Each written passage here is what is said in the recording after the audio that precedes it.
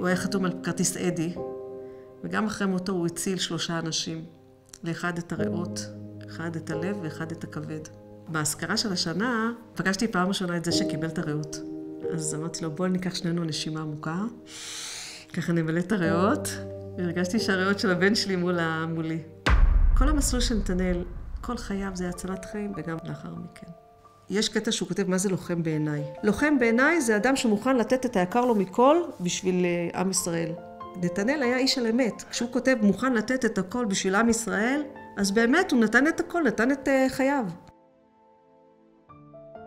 Remember זה מיזם מדהים, כי כשבאים להר הרצל, ויש שמות, ועוד שם, ועוד שם, אבל אתה לא יודע את הסיפור שמאחורי השם הזה. יש שם גיבורים שעשו מעשים מדהימים, שחיו חיים שלמים, ומי שלא מכיר פשוט לא ידע.